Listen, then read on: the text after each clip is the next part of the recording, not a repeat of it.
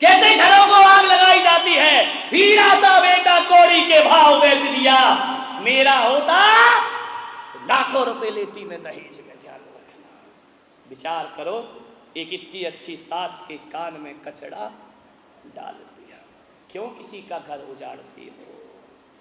एक सास बैठकर मंदिर में बहू की बुराई कर रही है, मैं पहुंच गया, मैंने कहा क्या कर रही हो यहां बैठ करके। बोले महाराज कुछ नहीं कर रहे। तो मैंने कहा बहू की बुराई कर रही थी ना तू यहां बैठ के अभी। बोले महाराज आपने ही तो कहा था। अरे मैंने कहा मैंने कब कहा बहू की बुराई कर। बोले आपने ही तो कहा था कि एक गृहस्थ को दिन भर में एक बार आलोचना पाठ जरूर पढ़ना चाहिए।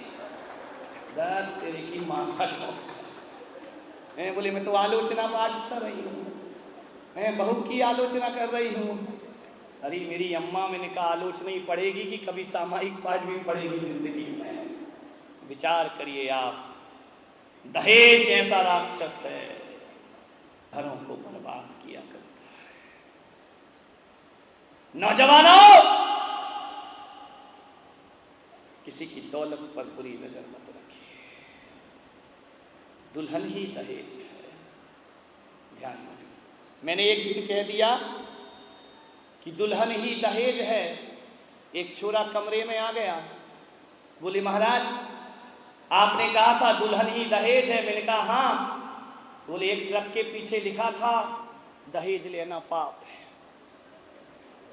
बोले एक ट्रक के पीछे लिखा दहेज लेना पाप है। तो मैंने कहा क्या कहता है। बोले आप कह रहे दुल्हन दहेज है और मैं कह रहा हूं दहेज लेना, इसलिए दुल्हन मत लो, बिना दुल्हन के भी नोट मिले तो आने। ध्यान रखिए मान्यवर, खूब प्रवचन सुने, खूब माला फेरी, खूब पूजा की।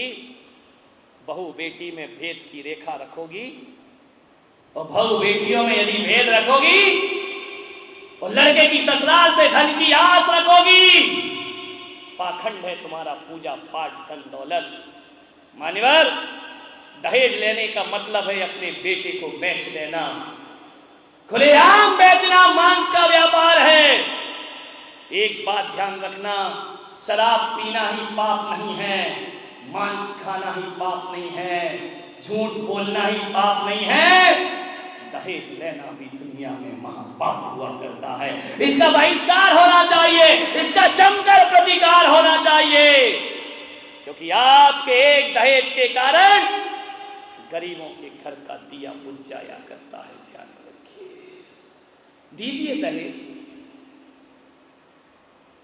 आपको लगता है, दिक्कत तो ये होती है कि एक लाखपति सोचता है कि करोड़पति मिलना चाहिए, करोड़पति बेटी का बाप सोचता है अरबपति मिलना चाहिए, और आप बोलिए एक लाखपति लाखों रुपए करोड़पति को देता है। विचार तो करो, सोचो, जिसे पैसों की जरूरत नहीं है, जिसके पास पैसा बहुत, उसे लाखों रुपए दे देगा। एक करोड़पति करोड़ रुपए अरबपति को देता है।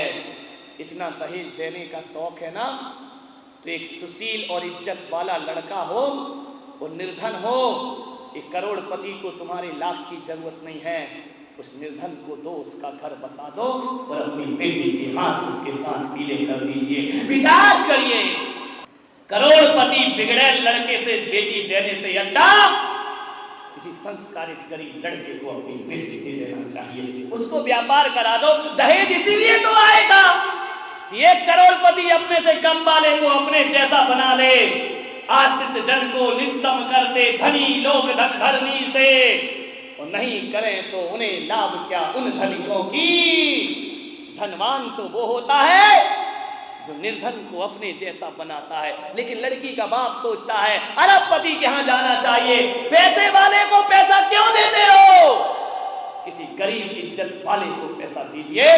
यदि उस लड़के के पास अच्छे गुण हैं, अच्छे संस्कार हैं, धर्म के रीति रिवाजों से चलता है, पैसा नहीं है, तो एक अरबपति को अपनी बेटी उसे दे देना चाहिए और कहना चाहिए कि ले बेटा, ये पैसा तुझे देता हूं, तू व्यापार जमा, वो जिस दिन तेरा व्यापार जम जाए उस दिन ये पैसा मुझे वापस लौटा देना, ताकि जिंदगी में तुझे ये एहसास ना रहे कि मैं सास ससुर के टुकड़ों में पल रहा हूं। ध्यान रखिए।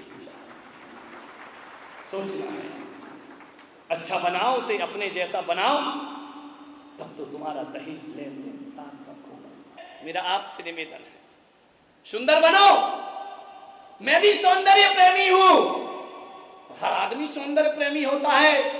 सुंदरता हो और किसी को अच्छी ना लगे, ऐसा तो दुनिया में कोई हो नहीं सकता है। अच्छी चीजें सबको पसंद है, सुंदर चीजें सबको पसंद है, लेकिन मेरा आपसे निवेदन है कि जीवन में स्मार्टनेस का 20% प्रभाव पड़ता है, खूबसूरती का प्रभाव केवल 20%। ध्यान रखिए, सुंदरता केवल 20% हमारे जीवन को महान बनाती है। लेकिन एक बात याद रखना, चेहरे की सुंदरता का प्रभाव 20% होता है और जुबान की मिठास का प्रभाव 80% हुआ करता है। ध्यान रखिए, 20% पर जितना हम ध्यान देते हैं, उससे ज्यादा ध्यान थोड़ा सा 80% पर देना हम प्रारंभ कर दें। अरे कोई भी सुंदरता ज्यादा दिन अच्छी नहीं लगती है। एक सुंदर चेहरे को कितने दिन देखोगे? 1 दिन, 2 दिन, 3 दिन, उसके बाद उससे मन भर जाया करता है। लेकिन जुबान की सुंदरता वो होती है जो मरने के बाद भी याद रखी जाती है और उससे कभी मन भरता। इसलिए जुबान के सुंदर बनो, जुबान मीठी होना चाहिए।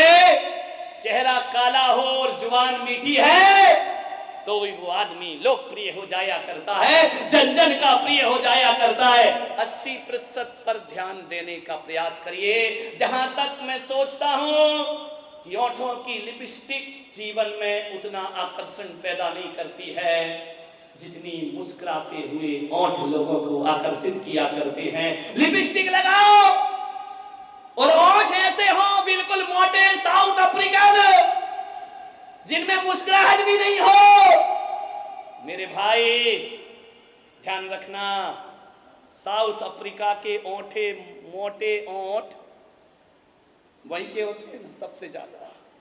नेमीचंद जी, इतने मोटे ओठ होते हैं, ध्यान रखना। ब्राजील के देखो, इतने मोटे मोटे ओठ, ध्यान रखना।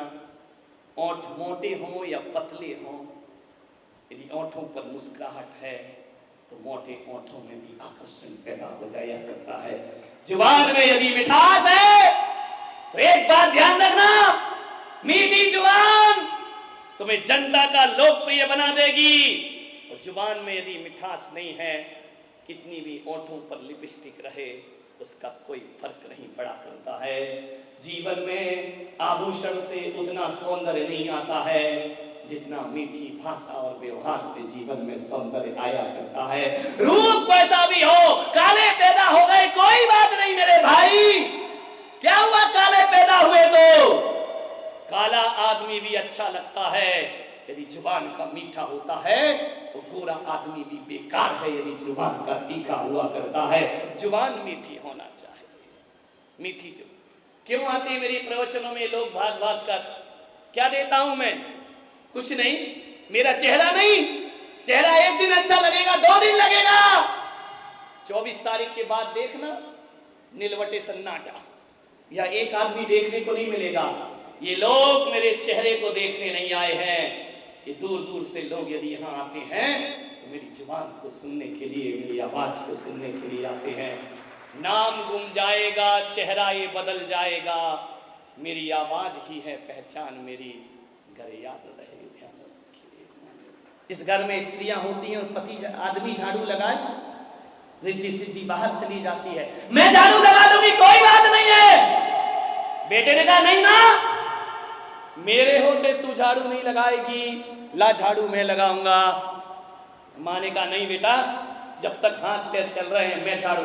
दोनों में तू मैं हो गई, झाड़ू पकड़ के खींचने लगे। बेटे ने कहा मैं लगाऊं, मां ने कहा, आवाज चली गई बहुरानी के पास, झट से उठी, दरवाजा खोला।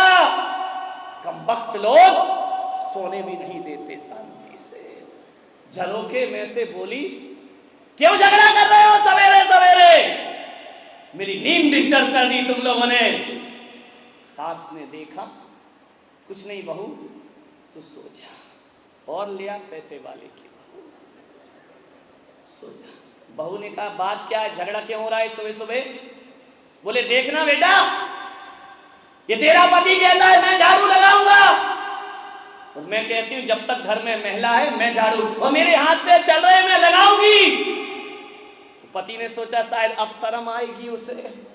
मालूम है महारानी ने क्या कहा? बोले पागलो, झाड़ू के लिए झगड़ा क्यों करते हो? इतनी लड़ाई कर रहा इतने से काम के लिए। तो बोले क्या किया जाए? बोले आपस में बांट लो, एक दिन तुम लगा लिया करो, एक दिन तुम लगा लिया करो, और जा करके फैसला देकर बहू रानी आराम से सो गई। जान रखिए, विचार करिए, उसको काहे की शर्म, ध्यान रखना। बहू लाओ, बहू रानी मत लाओ। एक सास मेरे पास रोते रोते आई, बोले महाराज जब से ये बहू आई है मेरा घर तो बर्बाद हो गया। तो मैंने कहा क्या किया जाए? बोले कुछ करो महाराज, मुझ पे कृपा करो, इतना अच्छा मेरा घर था, जब से ये बहू आई पूरा घर बर्बाद हो गया। मैंने कहा